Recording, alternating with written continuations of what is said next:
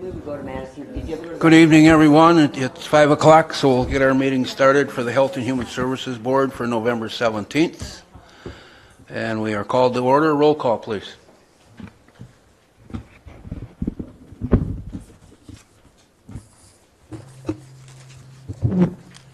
Kathy Leaf. Present. Kara Koch. Present. Dave Osmus. Scotty Yard. Present. Greg Telejohn. Present. Paulette Anderson. Present. Deb Lindeman is excused. Natasha Ward. Present. Paul McGinnis. Present. Okay, very good. Everyone's had a chance to look at our October 20th minutes. Are there any additions or corrections? Hearing and seeing none, those will stand as written. We'll move right on to public comment. John Strom.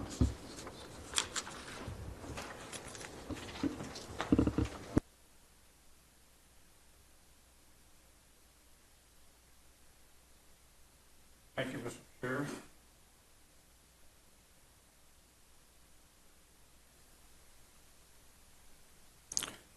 My name is John Strom. I live in the town of Forest, St. Croix County, Wisconsin. My topic is industrial wind turbines. I'm excited to be with you tonight. This group has provided a great deal of interest and support over the years, and I would like to tell you all how grateful I am. For those of you who know me, I and others have been struggling against the wind turbine project since 2010. This has been a significant effort against a large corporation and its affiliates. The town of Forest has been fighting the wind project since 2008, and this has been a major effort for the town and its residents since 2008. This has had a significant negative impact on all the residents, and it is exciting to think that the worst might be over. For those of you who have been following our efforts on this topic, I should bring you up to date on the latest.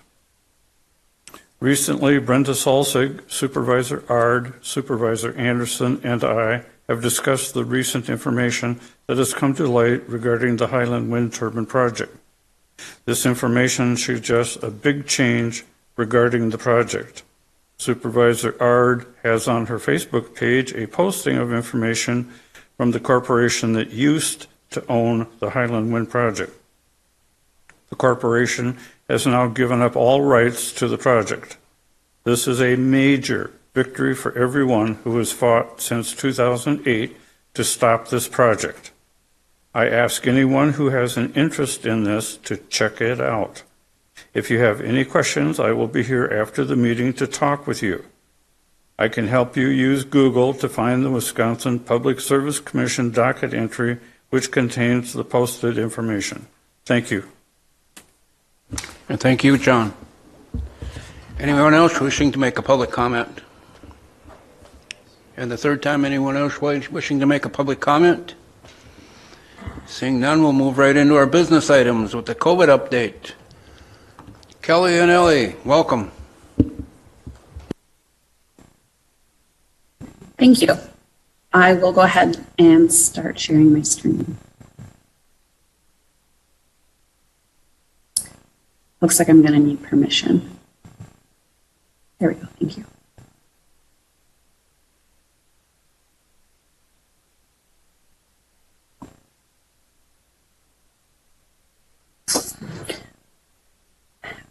Thank you for having us this evening to give a brief public health update.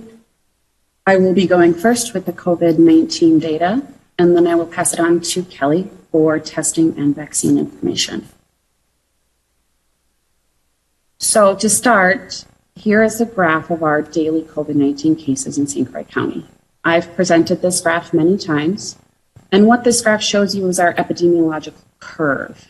On the graph itself, what is important to note is the green line tracing across the dates from the beginning of COVID cases to now the present at the far right-hand side. Where we are now is an average number of daily cases, meaning this is a 7-day average, which kind of gives us a good idea of where we're at. We have hit 100.4 daily cases. More specifically there in the text box there, we can see that yesterday on the 16th, we had 111 positive cases reported into St. Croix County. And today we finished our total at 110 positive cases. So as we really pay attention to that green line again, it's important to note where we were a year ago. A year ago was the height of COVID for St. Croix County. We were seeing an extremely high wave that everyone mentions as kind of the worst time. Unfortunately, as you can see from the graph, we are back at that spot. So a year ago, looking at the graph on November 16 of 2020, we were seeing an average number of daily cases at just over 100, at 100.1. Today, on November 16th, as of yesterday, on November 16th of 2021, we're just higher than that, with an average out of 100.4 cases. September, you can see down on the graph there, our peak was at 56.4. We're not quite double of that, but nearly there. We have seen a huge spike since the end of October here in St. Croix County. So much so, if you look at the top left-hand corner with the total positive cases by month, we can see the cases steadily increase and spike, nearly doubling once school started. However, in just the first 16 days of November in 2021, we have nearly had the same amount of cases as we had at all of October of last month, October of 2021. And we have nearly had as many cases, about the same amount of cases as we had last year. So what that also brings us to is how many people are testing positive. So these are the positive cases reporting. We have now updated our data dashboard to include percent positive by test. So these are just the confirmed tests, which means they're done by a molecular test. That is a PCR or an NAAT test. So what we will now be reporting on the data dashboard is, for testing, is the 7-day average of percent of residents testing positive for COVID-19 out of the total of St. Croix County residents being tested and Wisconsin residents being tested. We are nearly double the percent positive of that of the entire state of Wisconsin right now. So we are seeing an incredible surge in COVID in St. Croix County at this time. In where those cases exist within the population of St. Croix County residents, here's a graph of the age of all the cases that have come in so far in November. So from the 1st to the 16th of 2021. What's highlighted in orange are our school-age children. And what you can still notice, which is a trend holding from September and through October and now into November, is that the school-age population is still seeing the greatest number of cases, especially our 9 to 11-year-olds. So we are still seeing transmission within the schools. We do have, at this time, schools making mitigation changes. Some are going virtual, but the case numbers, unfortunately, are not quite going down to numbers we would like to see that is safe for students. But what is also happening, which is different from September and October, is that in November, we are now seeing the parent-aged group, the working class, so those 30 to 41-year-olds are now seeing a very high number of cases. You can see by that middle section with in the mid to high 70s there. So the transmission is moving now outside of the school building into the home. We're getting the working age, we're getting workplace outbreaks, and we're getting transmission definitely within the household. What this does look like in terms of numbers within the K through 12 schools specifically is that we've had nearly 1,300 K through 12 schools missing at least one day of school due to testing positive. You can look at the totals there rapidly increasing on basically a logarithmic scale. It's not even doubling. It's doubling. It didn't quite double from the 19th, but it over doubled in our elementary population. So you can see as of yesterday, we've now had over 500 elementary students test positive. This is students and staff. And as well as in middle school, over 300. in high school over 301 as well. We have now started separating staff from students, but so note that on 11/16, those totals you see for elementary, middle, and high school, at this point we have removed some staff, and so 90 staff members are also included in those numbers for you there. So we are at an extremely high number of positive cases within our K through 12 buildings, and it is driving now the infections we're seeing within the rest of our community. Just for an update in terms of what was it like last year? Last year, we had a very different focus on mitigation strategies within the school building, within the community as well. But within the school building, as of October 11th of 2020, we had 106 total positive cases so far. As of 10/13/2021, for this school year, so the 106 cases was last school year. For the present school year, starting in September of this year, we had already had 620 cases by the 13th of October. And then fast forwarding to the 13th of November of 2020, we had a total of 390 cases, with 124 being added. We were on that spike last year. But the total number in K through 12 is 390 cases. We currently have 1,294 cases that have now happened within our 2021-2022 school year. Now, as we know, positive cases do result in hospitalizations, and the increased number of cases results in an increased number of hospitalizations and a lack of capacity within our hospitals. A couple things to note specifically is that the Wisconsin Department of Health Services has seen an increase in the number of multi-system inflammatory syndrome in children, also known as MIS-C, since September of 2021, so basically the onset of the school year. This is a disease that primarily affects children, mostly those 3 to 12 years of age, who have had COVID or been around someone with COVID. And children who do have MASC need to be hospitalized in order to get the proper medical care, and some are admitted to intensive care units. So in terms of St. Croix County residents as a whole with hospitalizations and capacity, already in the past week alone, there have been more than 3 transfers of St. Croix County residents from local hospitals to more acute care in the cities due to their needs in relation to the disease they were experiencing from COVID-19.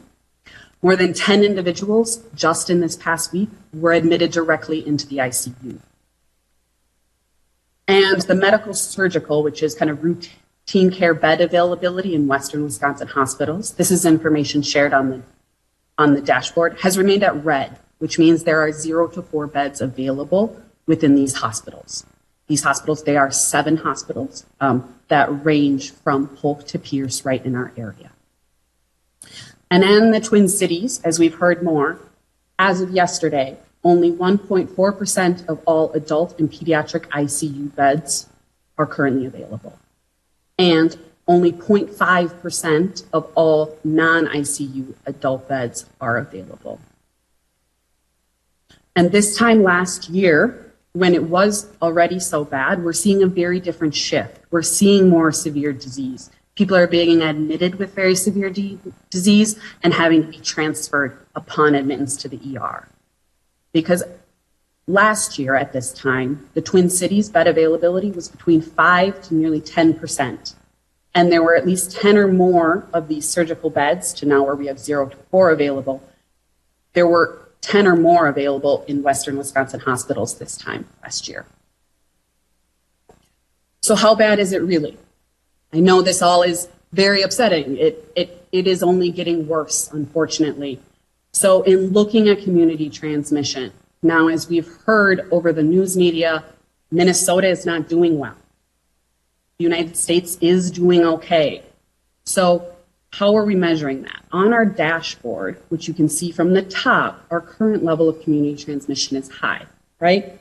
High means that there is greater than or equal to 100 total new cases per 100,000 people in the last 7 days.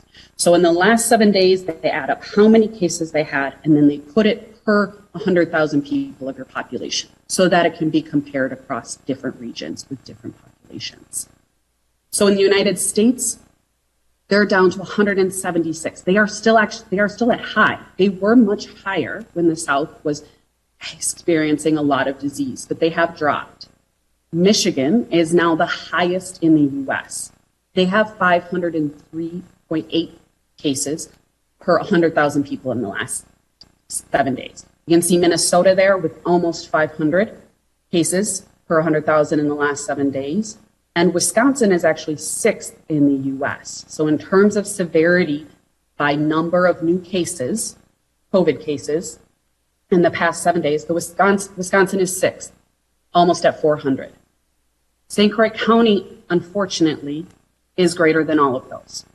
St. Croix County, totaling the number of cases in the last 7 days, using the exact calculation for the others there on the list, we have seen almost 792 cases per 100,000 in the last 7 days.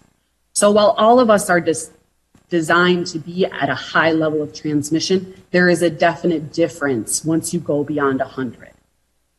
And we are very far beyond 100. We are the third worst county in Wisconsin at this time.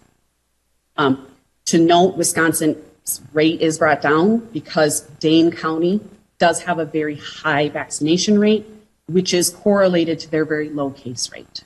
So unfortunately, here at St. Croix County, we are seeing almost 800. That is the end of the COVID update and data presentation from me. I will transfer it over to Kelly. Thanks, Ellie. So I'm going to talk a little bit about testing and then our vaccine efforts and really kind of specifically to what St. Croix County Public Health is doing, focused a little bit more so on our efforts versus what we're doing as a county with some of our other key stakeholders. We're still really encouraging testing. You have seen this slide. I think this is the third month I've shown this slide. Testing with even the slightest of any of these symptoms, we really encourage people to get tested. We hear often that I just thought it was allergies, or I just thought it was a cold, as our disease investigators are doing those investigations. That's what people who've tested positive are saying. We do have resources related to testing. The DHS at the state level, you can request at-home kits. We are seeing an increase of at-home kits being purchased even on the shelves. It is really on shelves of like box stores or pharmacies, and it is important to note that we cannot make public health interventions or recommendations based on home test. Now, that is not the home test that DHS sends out.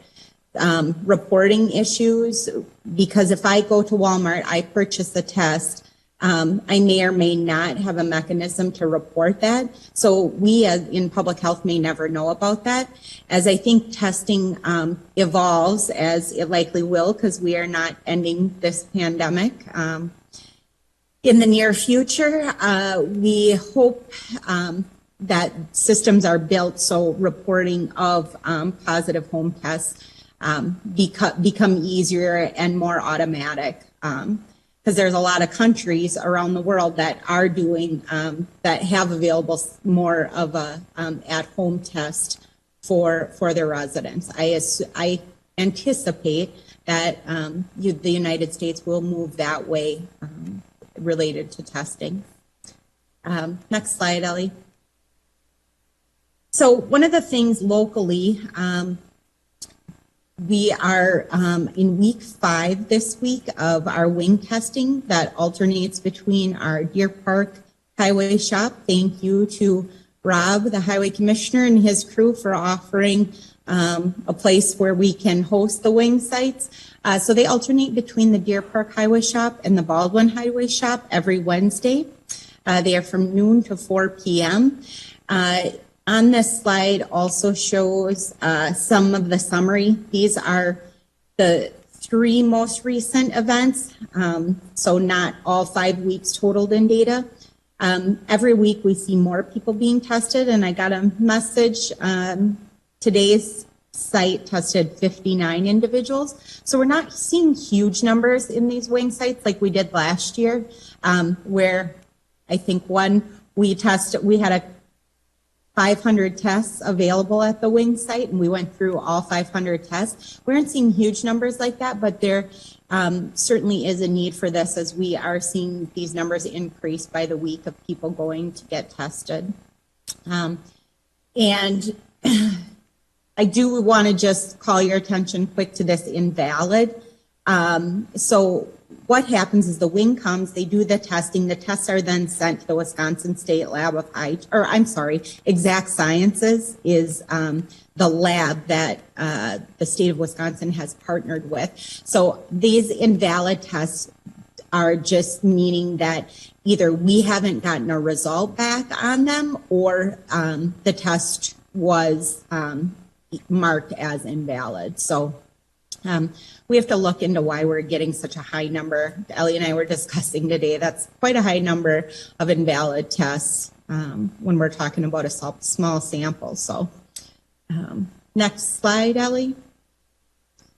Moving on to vaccine. The vaccine is, this is just an overview of the process of how many committees and different organizations stamp their approval related to the release of either using under emergency use authorization or FDA approval. So currently Pfizer is the only vaccine approved through the FDA. Yep, next slide, thank you.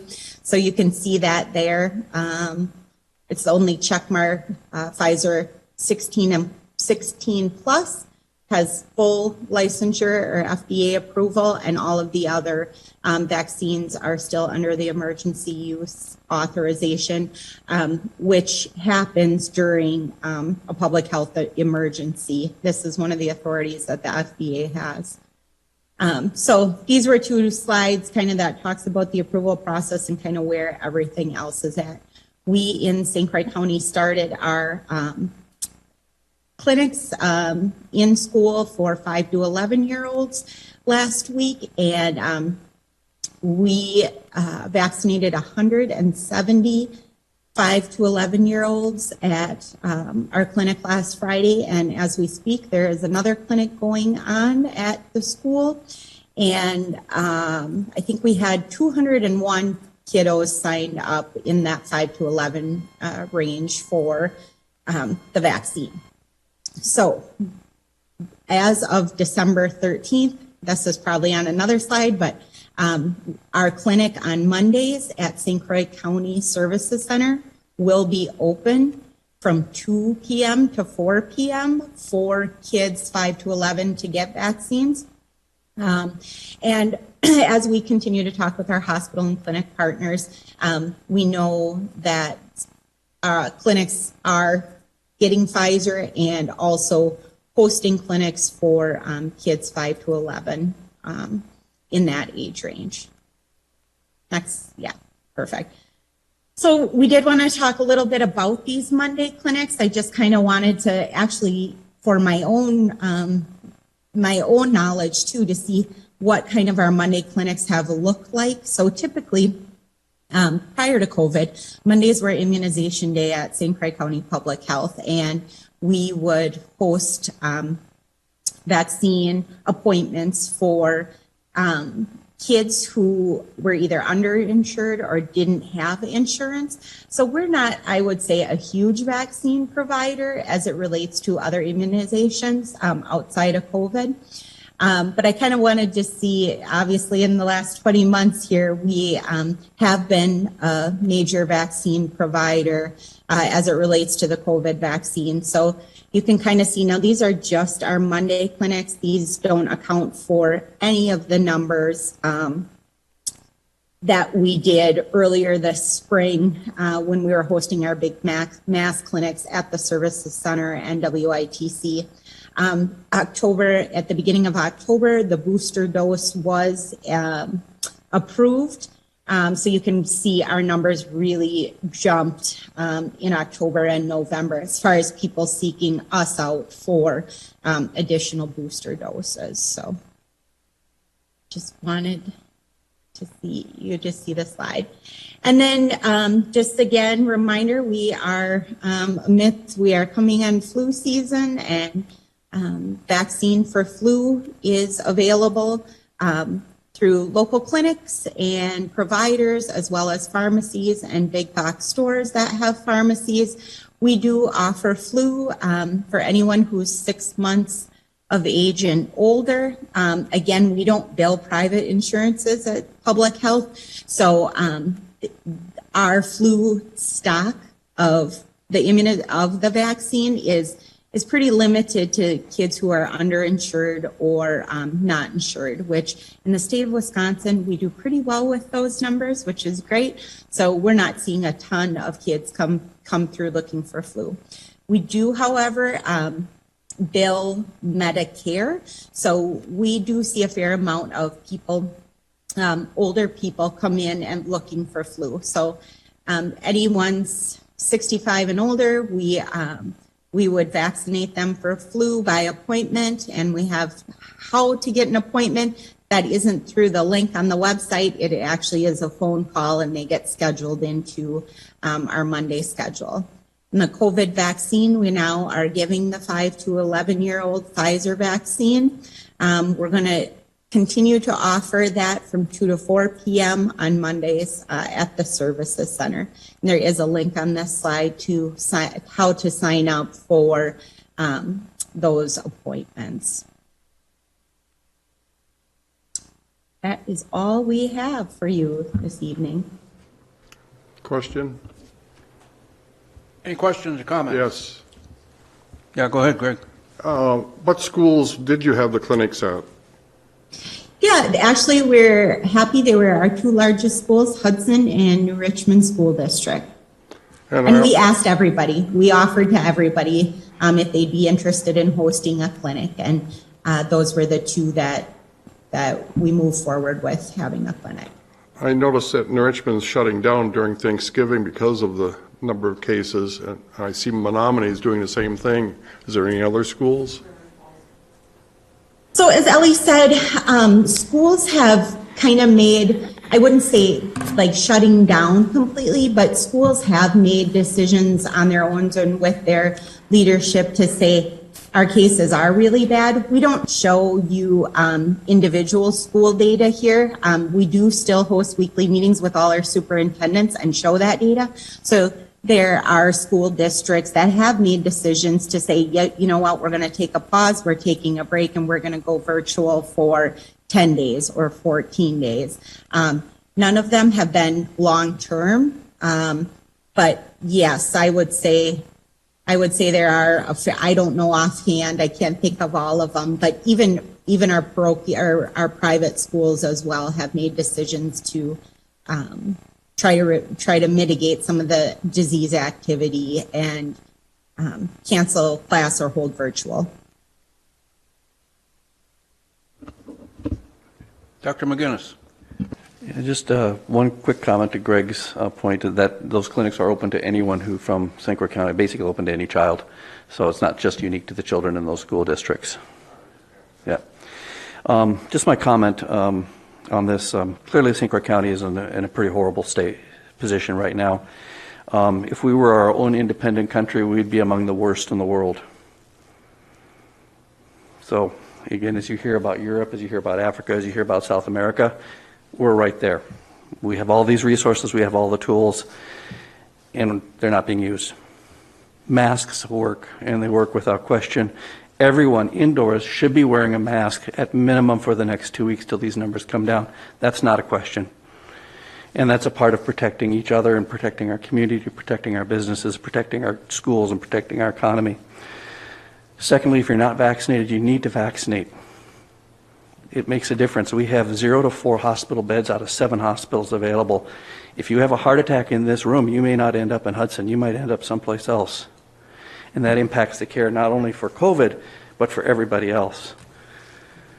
Thirdly, if you haven't gotten a booster and you're an adult, the approval will come through in the next couple of days. For that is my anticipation, and I'm not representing the county on this one, but that's my anticipation. So my recommendation is that all adults should get that booster as soon as they can. We do know it's 6 months after your second dose of the primary series, and we have seen waning immunity, so the breakthrough cases have climbed, but it's not because the vaccine doesn't work, it's because the immunity wanes. Even with waned immunity, you still are significantly better protected than somebody who's chosen not to be vaccinated. There's without question that vaccination is far, far, far safer than choosing not to be vaccinated, especially in this environment where we have so many cases. Influenza last year was not an issue. Why? Because, again, people were using masks. What's happening this year? We're not using masks. Influenza is coming, and we are seeing case numbers start to rise in Wisconsin, not in our county, but in Wisconsin in general. So the flu will be here this year. It's coming. And as I think about this, this is really a plea. It's a plea for people to do the things to protect their neighbors, to take care of each other, and you do that by this. And as leaders, I think we should set that example over and over and over again. It works and it is effective. We each need to do this for all of us, and I think that's important. We're very fortunate that our death rate has not climbed. If we had not had our vaccinated population, our death rate would be easily double what it is now and could be significantly higher, into the hundreds. So, again, we need to take these steps to protect each other, to protect ourselves, and protect our communities.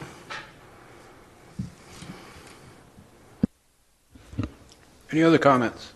I have a question. Kathy?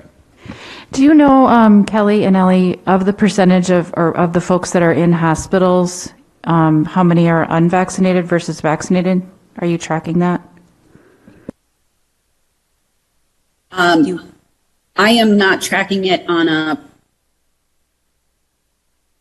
I will say that there are so many hospitalizations that happen that it is a daily conversation with all of our hospital partners regarding our St. Croix County residents. Unfortunately, every day I don't have the opportunity to talk to all of them, so I don't have an accurate number exactly of how many vaccinated versus unvaccinated, but I will tell you the grand majority are unvaccinated.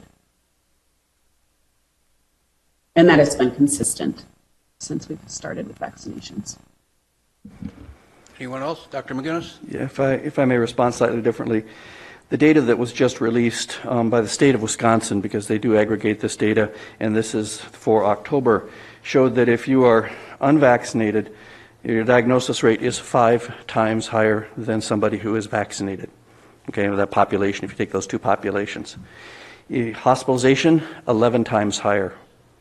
Death, 15 times higher. So that's the Wisconsin data. That replicates very closely our national data. It replicates very closely our Minnesota data.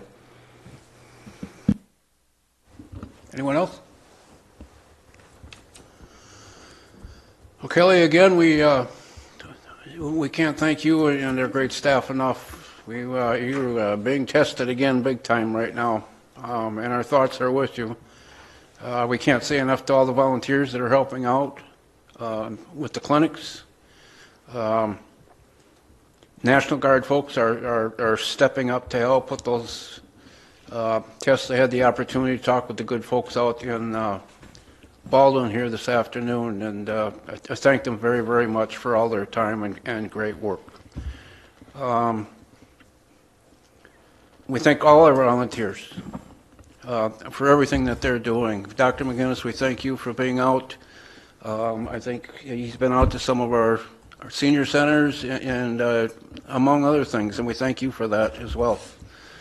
And lastly, but certainly not the least, I would like to thank the husbands and wives, sons and daughters, and significant others, all our public health staff, for their patience and their love for their loved ones. And we can't thank you enough as well.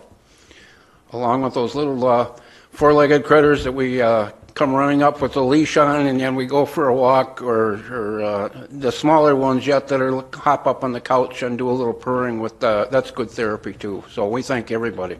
Thank you. Thank you. And with that, we'll move on to item number 2 with our HHS financials. Faye. Okay. So I have the October financials for you. What I did kind of this month as I was going through was compared October of this year to October of last year to see where we're at. With the revenues, you'll notice we had $16,622 in October of 21 compared to $15,273 from 2020. That's $1,348,000 higher. If you remove the property tax from that, it's $998,000. So our revenues are way up in both our state revenue and our local revenue. As we go on, though, you'll see our payroll numbers. So those have increased $436,000 from this year, October of 21 to October of 2020. And if we go down to page 11 in the packet, our operating expenses are up $582,000.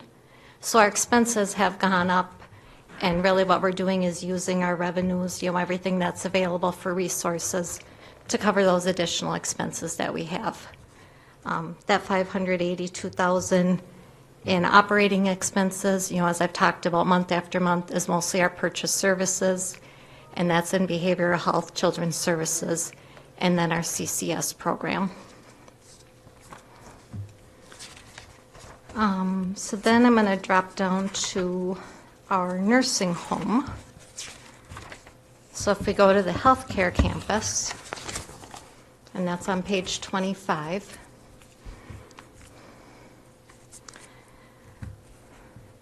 So on here, you'll see our revenue from this year is lower than our revenue was at the same time last year. Some of that is in our institutional care. Our census has continued to decrease, but also it's the other funding that we had. So last year we had general relief funding, and we had Wisconsin CAP funding, and some other funding that came through. We have applied for general relief this year, and we expect to get some. The $19,347 that we're seeing from 21, that was general relief funds that we received in 21 that had been applied for in 2020. And that's a correction. Last month I had misspoke on that. So that is general relief funds. We did have $252,000 that we've or $258,000 in supplemental money that's come in so far this year. And there will be an additional supplemental payment that comes in right at the end of the year to help offset some of those losses. Let's see. So for payroll, again, our census went down, so our payroll overall has gone down a little bit from last year. Our operating expenses have decreased, so now I'm on page 27. One of the big differences, though, in our operating expenses is depreciation has not been posted yet. So last year they were doing a monthly posting for depreciation. This year they have not posted any yet, so once that gets posted, that'll be $590,000 if it runs about the same as it did last year. So overall we've had a decrease, or greater losses at the health center campus this year than we did last year. We are anticipating an MA rate increase, so that was approved through the governor's budget. We did our Medicaid cost report, and we had, again, those increased costs, which upped our MA rate. That has not come through yet. And is that 20%? Or 12%. 12%, okay. So we do anticipate more money coming in to help offset these losses, and that'll help with that.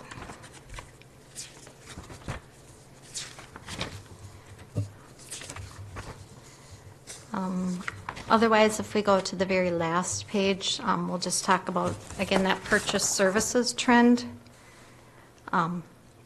We had the really one big spike back in June. Otherwise, it's, little bits of ups and downs. Some of that's just timing of when bills get paid.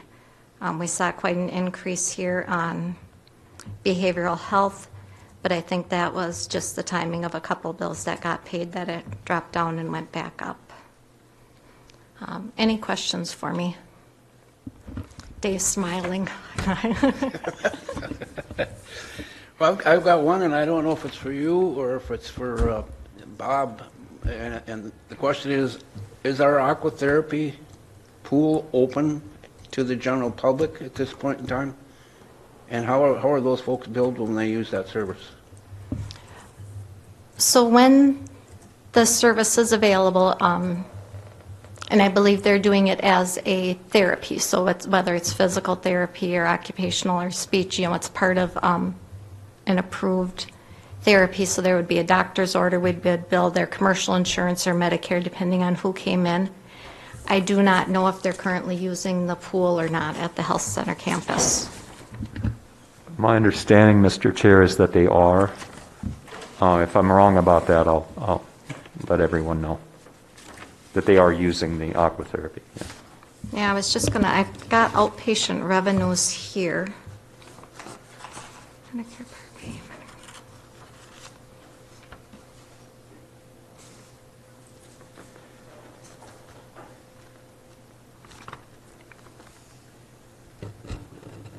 No, and we don't have that differentiated enough to, for me to see in the financials. We don't track that cost separately from other outpatient revenues.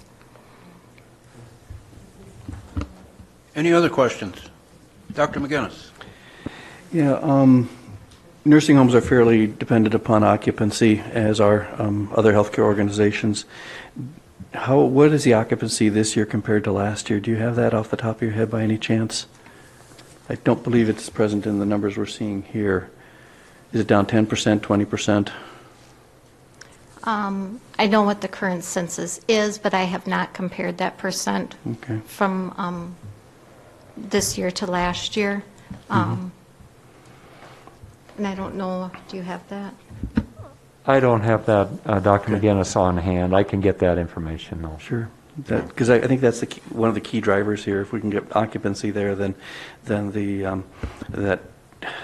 underlying fixed expenses and fixed costs, as well as some of the variable costs, tend to play out in a much more advantageous situation. So the problem, as I see it, is really the drop in occupancy, and that's where, if we can get that turned around, then we can hopefully turn this from something that's a little problematic at the moment to something that hopefully gets us into next year in a much more positive light. And along with that goes the whole staffing issue. So again, it's like they have the 3 wings. They've been keeping the 2 wings full, but have not been putting residents in that other wing because they don't have the staff to serve that group of people. So it actually has been very steady. We've been between 27 and 31, there, but they have not been able to increase. We have seen actually more people being admitted to Orchard View. So Orchard View's census has increased where the nursing homes had that significant drop, and now it's stayed steady at that lower amount. But we can get those percentages from last year to this year for you. And I think with your comment, it'd be important to understand whether it's a question of just not having folks or whether it's a staff issue or a combination thereof, because I think that's also important to understand too. I know Sandy's done some things to try and help with the Cna staffing issues and with some of the programs she's put in place. So. Yeah, that's correct. Yeah, the workforce issues are significant, and not just for us, but all over. And it's challenging to even find pool staff or contracted staff to come in and help. So there is I don't remember the name of it offhand, but the contract with the state of Wisconsin for pool staff. There's an agency that we're supposed to be drawing staff from that hasn't been able to date provide us with anyone. So it's limiting our ability to ramp up the census and open kitty roads. That and COVID-19, of course, play a factor in those 2 things. But the occupancy, the census is really only limited by the employees that we can hire. at this point. So I just have I pulled up quickly what I saved from last year's census report from the healthcare campus versus this year's. So on average, it's about 6 to 7 less residents this year compared to last year, each month. Though, per what Faye mentioned, is that Orchard View does actually have more people in it this year than it did last year by 1 or 2 residents each month. So, yeah, so just a... If I could just make one other point, Faye mentioned it, but the Medicare rate increase, I believe, was scheduled to go into effect in June of this year. And we haven't seen, as Faye mentioned, we haven't seen that increase yet, I believe 12%. And then there was another scheduled increase for June of next year, I believe, of the same amount. I'll verify all of that with Sandy, but we haven't seen that rate increase apply yet, or we haven't seen the revenue from it yet. So it would be retroactive to June. Anyone else? Seeing none, thank you, young lady. Good job. We'll move on to item number 3, an update from the Aging and Disability Resource Center. Mr. Barrett. Yeah. Thank you, everybody, for inviting me tonight. Bob had requested me to come, and it's in your packet on page 39. I'm not going to go through the whole information, but kind of I'll hit some of the high points. Obviously, we start out with the mission statement, and then we ran into what key programs and all the staff that are that, and then it breaks out to what are the different programs. Who do we serve 18 to 59 with a disability, or 60 and over, and then it's got some of the points there, and then what we can assist with at the Aging Disability Resource Center. And then the history kind of gives us a history. In 2008 is when I came on board. They merged long-term care and the Aging Commission on Aging and made it into one vital unit. And then actually we moved up to New Richmond in 2014 when they bought the Pomida building, or County Market building, and with Veteran Services. So we've been there since, and it's worked out real well. And then it's got some of the key components. And then it talks about our organizational structure of the ADRC, of all the different staff that are under the guidance and direction of myself. And then I thought I'd hit some of the highlights on the nutrition program, as we've talked about, because that's one of our biggest programs. The senior centers are open now. We've had to shut them down. Hopefully we will not. And as Dr. McGinnis has went out and spoke at the sites, which has been very helpful. So the sites are open. Just kind of give you a little update too. We've hired a new cook in Deer Park, and it's going very well. And just to give you some numbers, as people are throwing out numbers, we served over, because when we went virtual in 2020, we actually home delivered and grab and go picked up significantly because we didn't have congregate sites. We served over 4,700 more meals than we did the year before. So we have been... That part of the program has never stopped ever since COVID. We've got our volunteers, we've got our staff, they're delivering meals on a regular basis, and they do a fantastic job for us. They're very committed. And then it lists all the sites that I have that we continue to serve meals with. We've had some other things in Glenwood City. They're building a new community center, so that'll be opening in January. That's very exciting. Hudson, we had to move to a St. Paul Episcopal Church. This Christian community homes we had to move out of. So there's been a lot of challenges in the last year, but the staff have really stepped up. And then we go into the Elder Benefits Specialist Program. We have 2 elder specialists. It's Medicare Part D time.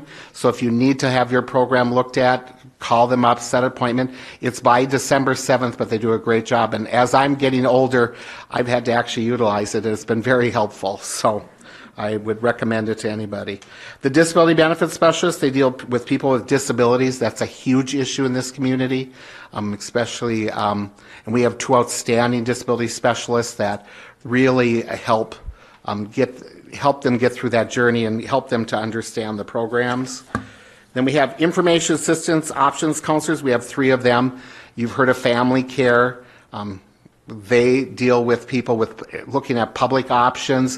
One of the things brought up, and some of the people on this board are also on the ADRC board, I give a report from the information assistants. One of the things they're seeing as a monthly thing is the nursing homes. There's not, as they mentioned here, there's a lot of staff issues. They don't have staff. Personal care, home care, they're having a hard time getting recruitment. So people, where are they going? And so it's been a real challenge. And the other area they're dealing with is the homeless issue in the community. And trying to navigate that and work with people because they come to our doors, they're looking for assistance. And so that's kind of been an ongoing theme as we go every month. So, and then we have our dementia care specialist. We were fortunate about 5 years ago. We got a pilot from the state. We were one of the first, about the first 5 that got it. And it's been a great program. They've been doing a lot of trainings and people with dementia, and they need assistance, and they've been helping to do that. The other thing now, they're going to start doing memory screens. We're going to have start doing memory screens for people because even with COVID, dementia didn't go away. So, and we do have our day away services open. We are following public health recommendations. We meet with them on, make sure everybody's wearing a mask, all of that stuff as much as they can. People with dementia don't wear a mask, but, and then they've shortened the hours so it's not as long. And so that's went real well. Caregiving support program, that's another big area in the community. They do support groups. And then our transportation program, that's still been going on a regular basis. It's been, we work with the Independence Center. They do virtual, or they do vital transportation, medical, and getting people to their doctors and following the protocol. They have to wear a mask. They have, they have one person in the van and stuff like that. So they've really stepped up, and they've also have worked during this whole pandemic. And then we have healthy aging classes. They're just starting them back up. We had a staff meeting yesterday out at Western Wisconsin. They're starting some chronic condition classes and things like that. And that's all I have. And then if anybody's got any questions. Go ahead, Kathy. Well, I might be beating you to it, but thank you for all of your work. And we wish you all the best in retirement, Well, but we're thank really you. going to miss you. Well, thank you. Any other comments, questions? And Brad, I would like to thank you as well. Yep. This will be your last. My last swan song, yep. But I'll be here till December 10th. Yeah. And the other thing is, in Hudson, of course, I've been here 14 years. We have been trying to get curb-to-curb service, and I think we finally got it. So we're very excited about that. We've been working with the mayor.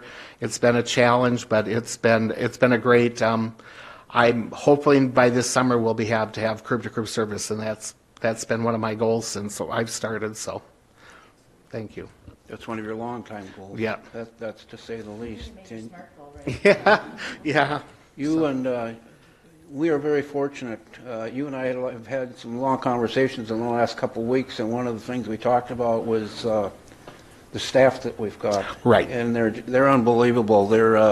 We have lost there has been very, very little turnover anywhere on that. Yeah.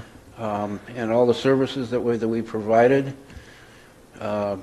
You, since being on the board, on the board with us since 2008. Correct. Paulette and I are two of the three chairs that have chaired the Council on Aging and Disabilities over all the years. You're very easy to work with. Well, thank you. Your door is always open. And you are a champion not only for our seniors but folks with disabilities. Well, thank you. You've helped us out working with Janet from Guar on aging or advocacy. We've had a number of classes on that one for seniors that wanted to go down to Madison, so you've been instrumental on that as well. We cannot thank you enough for all the good work that you've done. Well, thank you. And our hat is off to you, sir. Appreciate it. Thank you.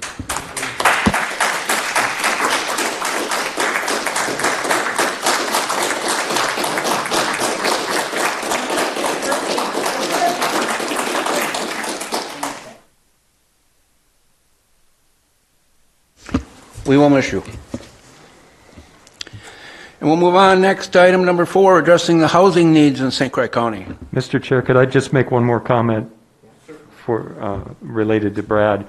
First of all, thank you for coming and providing us a little update tonight. And my main reason for inviting you was so that you had an opportunity to talk to the HHS board one last time, Brad.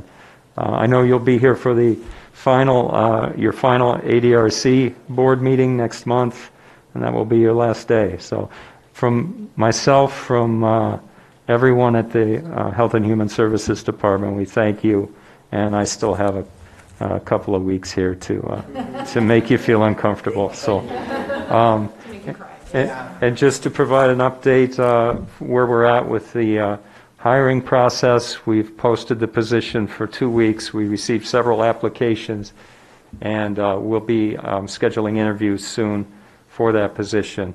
I'll keep you posted on progress as we move forward, but thanks again, Brad.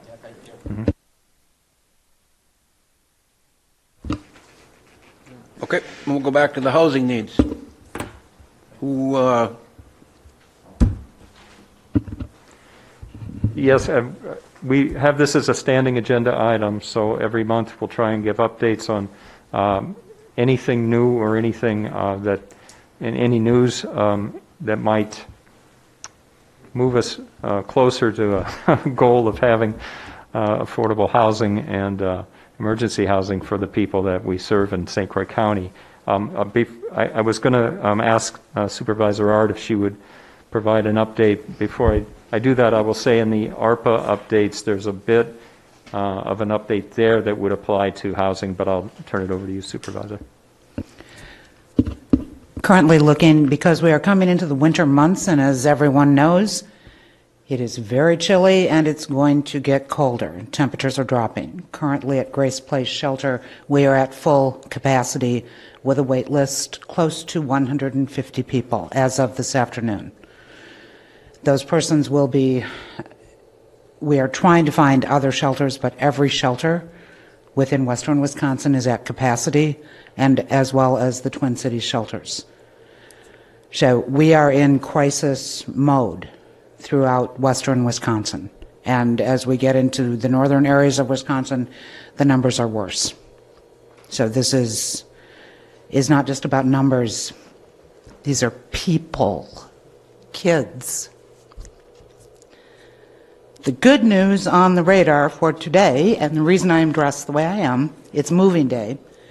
8 families are being moved into permanent housing this week, and that is due to 8 property owners in St. Croix County who are working with the Permanent Supportive Housing Program.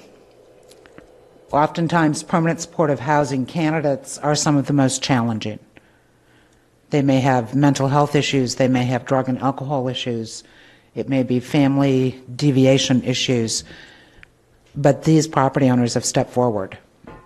And that's huge, because in this market, as all of you know, very little is available, and if you have any type of a drug, alcohol, or criminal history or eviction in your past, you are not getting housing. So to those persons, they are a total blessing to this county. So that's 8 persons who will move into stabilization and continue their programs in stabilization in the hopes of one day living totally on their own. But as for the market currently, Dakota Meadows, which is a Section 42 project property, it is funded by WIDA and will be an accessory to WestCap, will be opening for occupancy December 28th. That will help somewhat with the housing grip. At my last count and analysis of numbers coming through my office, we still would require at least 600 units, efficiencies, 1 and 2 bedroom units, in order to provide stabilized housing for persons who are working and currently are either living in a situation where they're paying 60 to 70% of their wages in order to rent an apartment. The housing market prices continue to rise, And as we come into the winter months, properties will become less and less. As we all know, it's Wisconsin, not a lot of property moves in the winter. So we have a lot of work to do. The next issue that we should be addressing is under Wisconsin 704, which is essentially landlord tenant statute language. No more than $25 is to be charged a Wisconsin resident for an application fee. However, even WEDA and WestCap with the Dakota Meadows property is charging a $35 application fee. This is unconscionable. And when you are looking for housing, when you start adding up those application fees, and I have seen them as high as $50, $60, $100, when you're desperate for housing, you will pay anything, but the fees add up. Currently, I met with clients who have receipts for over $300 in application fees.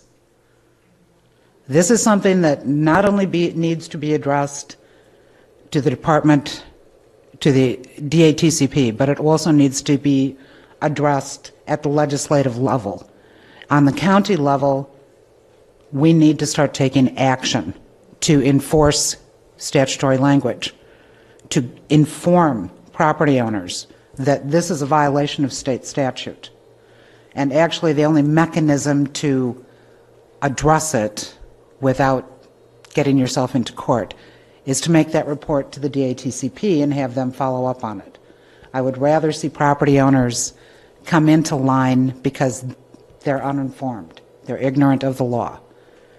But at this point, when you have persons spending $100 to $300 a month trying to apply for openings at apartment buildings only not to get the apartment, whether it's already been taken or whether they did not meet the tenant criteria, that money is not refundable. And it further sets them back. So this is something that we truly need to start looking at. But that's housing in St. Croix to date.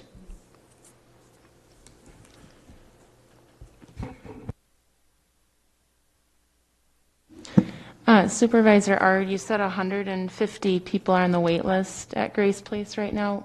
What's Yes. kind of the typical, like what did it look like last year at this time? Is this up? Is it the same? We are running higher than we were last year.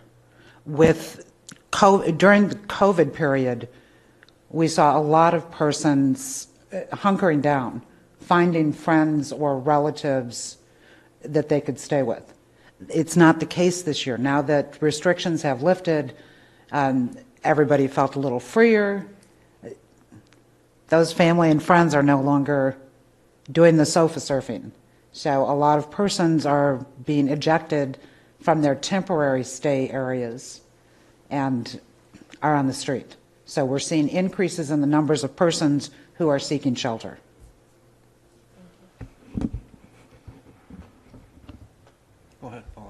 Is there anything being addressed for warming shelters? I know this is a big concern of Supervisor Telejohn, and I know when they opened the one in River Falls last year for a week, it filled, and people brought donations and things, but and libraries aren't open. My library is now closed 2 days a week, so it used to be in my town they could go to the libraries at least some of the time, maybe a gas station that was open 24/7. They're not open 24/7 now, so I don't know what we could do about that. Warming shelters are a matter of having a building, having supervisory staff, having people willing to volunteer, and organizations willing to step forward and say, we can help you. But again, a warming shelter is just that. They're generally only open, they're open at night, and people come in, they sleep, and then they're out in the morning. So it's a huge challenge to put together, especially right now, because you need the funding, you need the staffing, and you need the property. Anyone else? Greg? I belong to the Methodist Church in Richmond. We have a circuit of several churches, including River Falls, Hudson, Osceola, Hammond, New Centerville, and Emerald and Clear Lake. And we've started a conversation in the last couple of months about what could we do as churches. And we've talked about maybe, we haven't gotten very far yet, but doing a warming shelter type, which, as you said, takes volunteers and manpower, and how could we do that? But we started that conversation as a group of churches that would cover a big area of St. Croix County. So that's one idea that we're trying to move forward with. How can we enforce that application fee? As I said, the application fee it's enforced under DATCP through the state.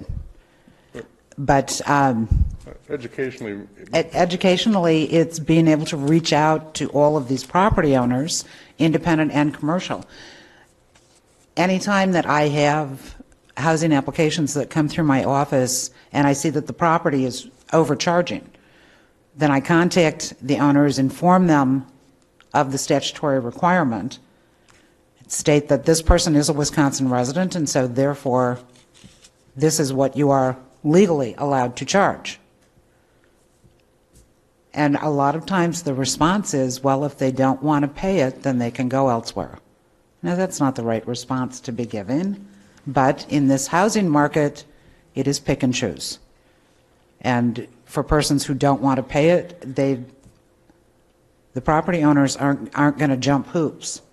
There are those that have said, I didn't know that, and then I'll send them the language, and the next thing you see on their website, that application fee has changed, sometimes to $20. Sometimes they waive the application fee, especially if they know that it's someone who's coming from a desperate situation, coming from homelessness, or coming from a situation that their funds are limited. And those are the great business people we have in St. Croix County. But it is a significant problem. Is there a list of property owners? There is not. We have no registry in any community in St. Croix County for rental properties, and we have no listing on the county level either for registration of rental properties.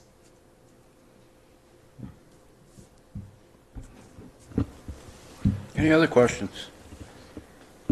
Concerns? Mr. Chair, I don't have a question. I was just going to add to a little bit of hopefully good news related to our ARPA funding, where we've contracted with Onyx, who operates a number of sober living, or the current nomenclature is recovery housing environments around St. Croix County. And with the high prevalence of mental health and addiction disorders within the emergency housing population, this allows for another option for folks who maybe don't have resources to pay for that first month's rent. So our ARPA funding will go towards rental assistance for folks with addiction and or mental health concerns who need a stable and safe housing environment to find employment, to get connected with ongoing care and that sort of thing. So our funding will assist with that through Onyx. And I learned from DHS in recent discussions that there is additional funding. It sounds like there's additional funding being devoted to recovery housing efforts, so that there may be more money flowing into these kinds of efforts to help house or help financially help folks who need recovery housing kinds of services. The other ARPA initiatives, and I'll go into that later, but the other ARPA initiatives that we've received funding for will also provide professional and peer support services within settings like that, so including Grace Place and other settings like that. So there's some assistance coming, but again, with the wave of need, it's probably not sufficient to meet the need, is what I'm going to say, but we're doing something, we're doing what we can about it at this point with some of the funding that we received. Anyone else? Okay, Scotty, we can't begin to thank you for all your great work with this. Our hat is off to you, too. It's frustrating, I know. But thank God we've got somebody like you around that's helping out folks.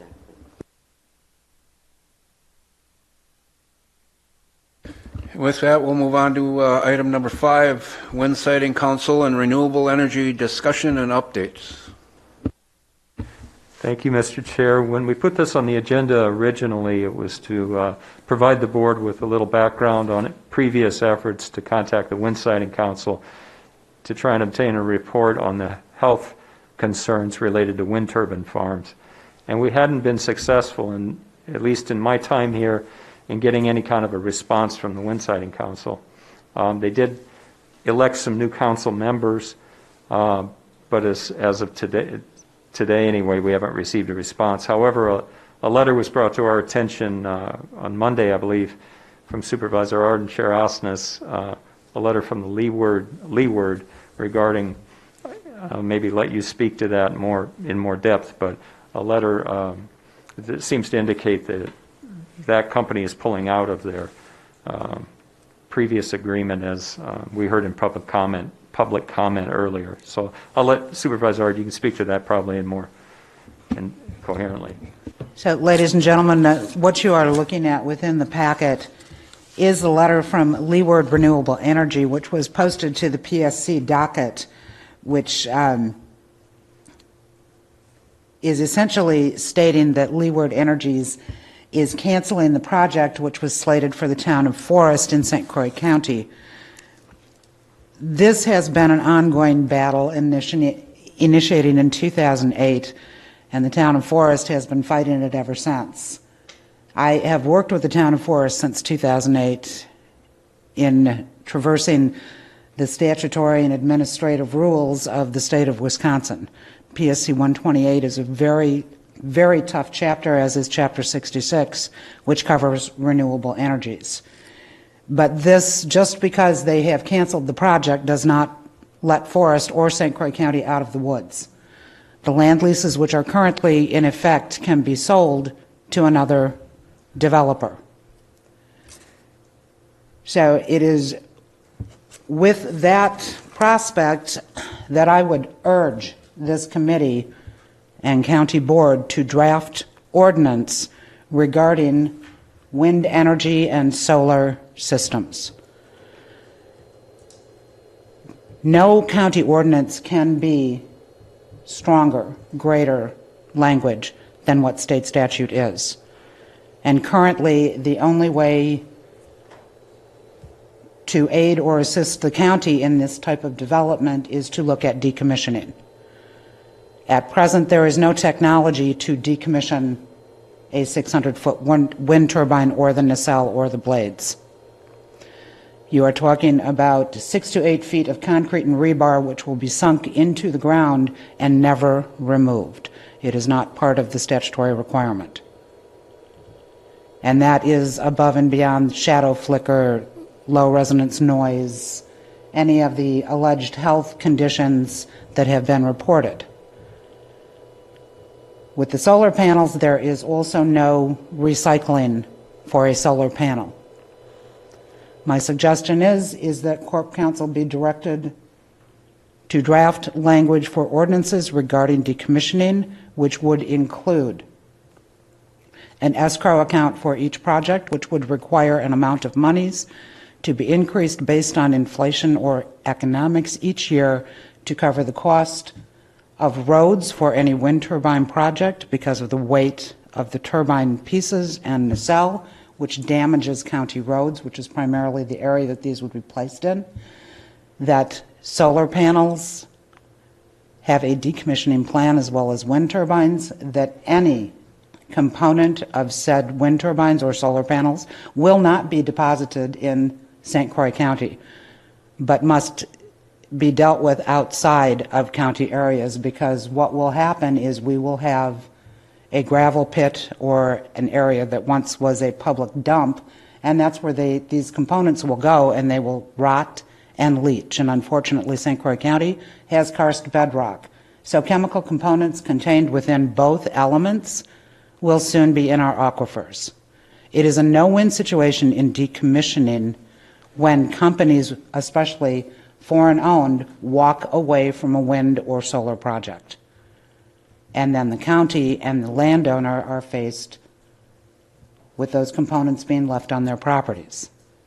The other issue that comes into play with renewable energies is solar power and the component of battery storage. I think everyone is familiar with the news stories of battery storage components for solar properties exploding and starting massive fires, which essentially have to burn themselves out. It is the same component that happens with a nacelle. If it starts a fire, has an electrical short, and burns, there's no way you're going to put it out at 600 feet. It has to burn itself out. We don't have that kind of equipment. We don't have that kind of technology. But with the battery storage, and currently in the MISO queue, there are 3 projects in St. Croix County, 2 of which have battery storage components. This is a significant health and safety issue, and one that doesn't have to be peer reviewed because there are plenty of video examples of it happening around the country. So within that ordinance language, I would also suggest that it be drafted that battery storage will not be allowed in St. Croix County. That is allowable given that there is no language within PSC 128 addressing battery storage. This is a new form of technology and it is not perfect. For the health and safety of this county, as well as preserving our rural character, preserving our agricultural history, and preserving our lands, I strongly encourage that these ordinances be drafted with haste. On December 2nd, there will be a presentation before the Board of Adjustment asking for a variance for the first solar project coming into St. Croix County, a 99 megawatt project. These ordinances are needed and necessary because once one comes, they will populate St. Croix County significantly. And if you look at the MISO queue, you will see that the Midwest is so dotted with solar and wind projects that the state lines almost disappear.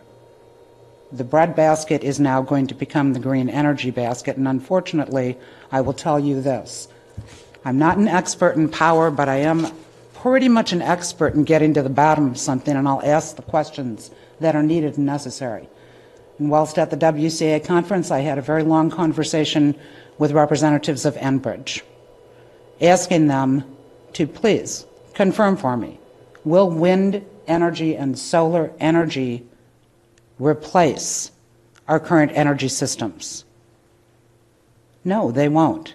Can they power a production plant? Could they power Anderson windows? No, they can't. Are these part of your energy portfolio in order to align yourself with what is currently favorable? Yes, it is. And it is also because there are millions in tax credits, millions for developers. And on a solar or wind project, you do not have to be a utility to develop these. Most of these projects are developed by what we are known as merchant plants. Merchant plants could be you or I. If we go out and get the land leases, if we approach the PSC and say, hey, we've got a project, and we find someone who will help base and bankroll that, we put it together, and then we approach a major electrical utility, and they're willing to buy the power, we're in business. And we will also register for millions of dollars in tax credits. But we will be doing significant damage to the land that we are placing this on. This brings us to another area of green energies. Green energy leases, land leases, are done by going house to house in a rural area. Essentially, if you look at the Constitution, it's kind of like hawkers and peddlers, as cited in, I believe it's Chapter 1, subsection 13 of the Wisconsin Constitution, hawkers and peddlers. So we have no ordinance within St. Croix County regarding door-to-door salesmen, although we do in New Richmond, and you have to have a permit. One of the biggest issues is that when a project such as this comes in, there's no notification to the public. These individuals, these marketers are going door-to-door, talking with property owners about leasing their properties for a wind turbine project and promising monthly payments and great cash windfalls. And often it does not come to fruition. This is where another ordinance would be needed. So that if a green energy developer is coming to St. Croix County, that they would need a permit to approach private property owners, that they would need to register with the county so that public notification could be given. Because right now it's just not happening in an open and above board manner. And had that project gone in Forest, that's 42 wind turbines in a 36 square mile area. That means every residence in that community gets a wind turbine that's 1,250 feet from their home, because that's the setback in the state of Wisconsin. And that's just not right. So, yes, do we need to embrace different forms of energy? We absolutely do. But we need to do it wisely. And I don't believe that St. Croix County is the county that this type of mass development should be done in. So I'm asking the board to support ordinances being drafted and coming forth with haste to help ensure that development is timely and that it is wisely done, and to prevent the county or private property owners, villages, or towns from incurring major cost down the road if a company such as Leeward or anyone else, a merchant plant developer, walks away from a project. The other thing to understand is that most of these projects are not American owned. They are foreign owned projects, so if they walk away, I don't think St. Croix County is going to start an international lawsuit to get their money. That is why I'm suggesting having an escrow account up front. Not a line of credit, not a promise to pay, but hard cash, so that we know that we are covered. We're going to be made whole because the money is in hand.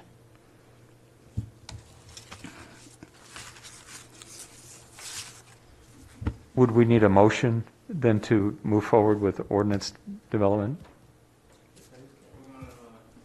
Okay. Yeah. Based upon the agenda item that you've listed, I think it's a discussion. I think it'd be a future agenda item request. And if you support that, I mean, you can voice that to Supervisor Ard, but I think that's what we would do then, is ask for that ordinance to be placed on a future agenda item. And I already have the email drafted to Corporation Counsel. So. Ken, how about if we suspend the rules, a motion to suspend the rules to make the motion? You cannot suspend open meeting law requirements. No suspending of the rules in order to make a motion. You can't, because the item on the agenda is an update on the wind siting. It didn't indicate that there'd be any vote on an ordinance. And so I don't believe that it's properly listed to vote Right. on. Well, we will err on the side of caution. Yeah. So, I mean, you can accomplish the same thing by asking it to be placed on the next agenda, which would be the soonest Corporation Counsel would be able to get to it anyways. Yep. So you can accomplish the same thing. I just wanted to steer you in the right Thank you, direction. Ken. Question. Should this come under community development more than us? I would say no. I'd say yes. I'd say this is a health and safety issue. Not the way you described it. You know, part of it, I believe, would, especially the part with the batteries, those are an environmental concern. That would be more health and human services maybe related. As far as an escrow account regarding infrastructure, that probably is more community development. It'd probably end up being a joint venture between the two committees. I'm good with that. Bob, you have anything extra on this particular item? No, Mr. Chair. Thank you, Supervisor Ard. Okay. And thank you again, Scotty. Good job. Move on to item number 6, American Rescue Plan Act, Funding Initiatives Update. Thank you, Mr. Chair. I just wanted to provide you a monthly update on where we're at with some of this funding and our efforts to get them implemented. I already spoke about the contract with Onyx to provide supplemental or to provide rental assistance for people in need of recovery housing. That contract was just signed this week, so we're working with Onyx on how to implement it and start payments to them. We have, I believe, $10,000 for the remainder of this year to spend towards this, and then the next 3 years are divided up into $30,000. Is that $30,000 each year? 316? Yes. Also, I wanted to mention that top bullet point. The Great Rivers Consortium received, I think, $230-some thousand through ARPA funding, and allocated that out to the various partners. St. Croix County received, I think, $34,000 roughly from the Great Rivers Consortium, which we are going to use towards technology upgrades. Some of it will go towards soft phones for economic support staff through the Teams site, and some will go towards monitors and other kinds of equipment that that team can use now that they're working remotely. The second bullet point there is related to the RFPs that we posted for 4 different initiatives. One was a early intervention position, professional position with the criminal justice involved populations, working with the Justice Support Services Department. Another was community-based mental health addiction professional positions that we that I mentioned earlier that could be beneficial to going to on-site locations and working with folks like at Grace Place, recovery housing, other environments, both for peer support and for professional positions. And did I get all the positions there that I think those are the ones that we put RFPs out for. We didn't get any responses. No proposals were submitted from the RFP process. However, we're still in discussions with some interested organizations that might be able to help us with staffing those positions through contract. We're also talking with our human resources department about the other path that we could take, which would be limited term employees and hiring for those positions that way. With our intention is to hire those positions with benefits for the duration of the ARPA funding. So I'll keep you posted as Shar and I work through this and trying to find the best way to recruit qualified professionals and peer recovery support specialists to fill these vacancies. We're still shooting for early 2022 to implement. We might do this in a, not all at once, but as we hire people, start to put them in places where we think they'd have the most effect. Another piece I was going to mention is I've talked with DHS and the Department of Quality Assurance at the state around the possibility of opening a withdrawal management service. It would be it's often known as a detoxification service. This would be a level of care that doesn't currently exist in St. Croix County, or really very many places in Wisconsin. It's not reimbursable, so this would be something that we would support through working with a community provider, providing professional support through these other ARPA positions, and using some of the money that we did get allocated through ARPA for this particular project to purchase equipment, potentially pay for a medical director, a very small percentage of an FTE for a medical director to oversee the policy and procedures related to a withdrawal management service. This again would be intended to serve people who are acutely intoxicated or have withdrawal issues from any substance. Right now I'm working through with DQA and DHS the licensing requirements for a level of care like this, trying to align it with ASAM standards of care, American Society of Addiction Medicine standards of care, so it's a little updated from the rule language that's currently in place. But the effort here is to move forward, find a way to implement this without a tremendous amount of cost involved on a small scale, measure outcomes, and then work with DHS on sustainable ways to fund it going forward. They're very interested in the idea. They're just hesitant to throw money at it until we show that it's effective and working well. So it's a small project with big implications if we can make it successful. And then the healthcare campus will receive bonuses in December. That was also, the county board decided to have those bonuses awarded this year to the healthcare campus staff for their efforts during COVID-19, their ongoing efforts during COVID-19 to protect the residents and the staff at that facility. So I think those are my updates. I'm happy to answer any questions around that. Any questions, comments? I'm sorry, I left something off. Yes, we have switched to a different electronic health record for our public health division. Champ Software is the vendor that we selected after a process of interviewing them. That will replace the Insight program that's currently in public health. And the reason we went with that was the improved functionality of the Champ software and potentially a lower cost involved in implementing that. Ellie Clausen, our epidemiologist, is the lead on that implementation team now that we've signed the contract with Champ. So, questions, comments? Okay, thank you. We'll move on to our last item, the civil rights requirements for 2022 to 2025.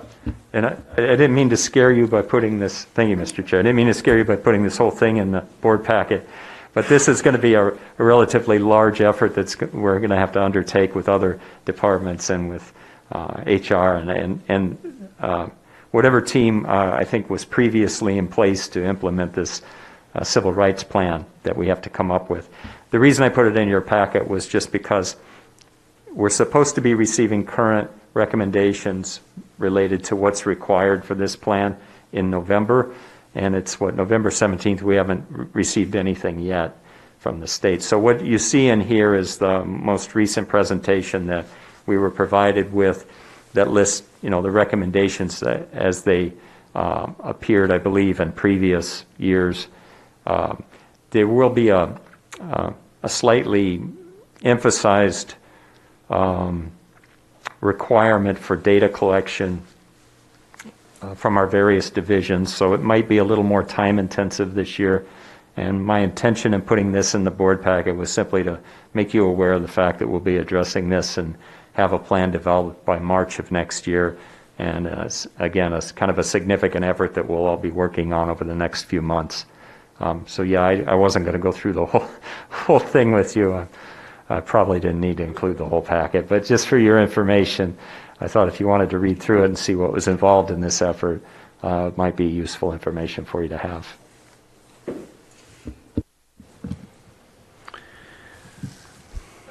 Just a quick question for you, Bob. Often with these programs, if they haven't gotten things out by now, they often will send them out later and then shift all of the timelines and deadlines. Do you anticipate that happening? I really don't know, Dr. McGinnis.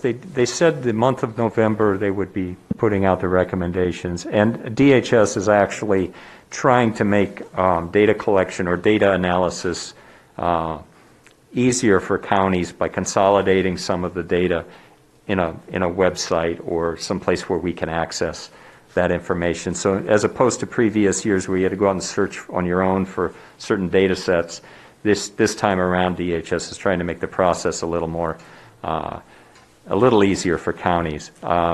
So unless I hear something, I'm assuming the deadlines won't change, and we'll probably hear something before the end of the month, probably on the 30th of November. Exactly, at midnight. Yeah. So I'll work with others. It's not just HHS involved in this, but it will involve pretty much all of our divisions, I think. Any other questions? Comments? Okay, thank you. Request for future agenda items.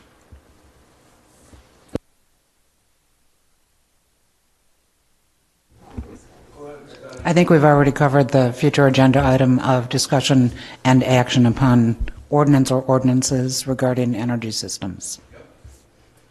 Anybody else have anything? Seeing none, announcements and where, oh, Mr. Bob. Oh, I was just going to ask, Mr. Chair, if the board would like me to continue to provide these ARPA updates every month, put it as a standing item for now. Yeah. Yep. And we'll move on to announcements and correspondence. Yeah. One announcement I wanted to make, it's not completely resolved yet, but you're probably aware of it. It's the two vaccine mandate rules that came out, the CMS final interim rule and the OSHA emergency temporary standards rules that came out about 2 weeks ago. Just quickly, I won't take too long on this, but the OSHA rule doesn't look like it will apply to us in terms of mandatory vaccinations for staff. It has to do with my understanding is the process by which OSHA standards are incorporated into Wisconsin. They have to go through the DSPS department, the Department of Safety, and what is it? Yes, Professional Services. Thank you. Which then requires some legislative action that would have some committee decide whether they should be incorporated, and the chair of the committee is not favorable to vaccine mandates. So that's likely not an issue, but the CMS rule was more of a concern in recent days because we didn't know, counties all over the state didn't know if this rule would apply to us and our outpatient services in particular. Now, it will apply to the nursing home, so they will have to comply with the CMS rule, and we've been working with, Sandy has been working with Corporation Counsel, Ken, and Human Resources to see how this is going to be implemented. There are options for waivers and exemptions that will be clarified, so staff that don't get vaccinated or don't want to get vaccinated, if they qualify for the exemption or the waiver, could potentially not have to get vaccinated, but then we could require testing for them. However, the rest of HHS, we don't believe they'll have to comply with the CMS rule. Again, there's some consensus around that, but no definite stamp of indicating that that's the final decision, but it looks that way. I of course encourage people to get vaccinated. I think it's a good idea. As Dr. McGinnis said, it's our main tool for preventing the spread of COVID-19, especially given the numbers that we heard earlier today. But as far as mandating it goes to our other divisions, it doesn't look like that CMS rule will apply to us in HHS. It will apply to the nursing home. So that was one announcement. I'll answer questions. The other one I just wanted to put out there was we had our first meeting today. Phil Landgraf of Veteran Services put together a coalition meeting, a St. Croix County coalition meeting for veterans, various veterans organizations. We had our first meeting today. HHS was a part of it. And the idea here in general is to bring together all of the various organizations that serve veterans and look for ways in which we can increase the effectiveness of all these different organizations working together to help veterans, to provide events, to look at creative ways to organize and serve our veterans in St. Croix County in different and effective ways. And there was a good turnout. There was Mike O'Keefe was there, but there was a good turnout from various organizations, probably a dozen people. HHS is there, and we're obviously interested in working with Phil in any way that we can to help connect veterans to the things that they need. So these will be ongoing meetings. Today was the first one, and was well attended. So I think there was enthusiasm around this effort, and I'll keep you posted on how that goes, as will Phil, I'm sure. But So if there are any questions about the mandates, the vaccine mandates, and how they might apply to us, or anything else around that, happy to try and answer those. I'll probably just defer because I don't have a solid answer.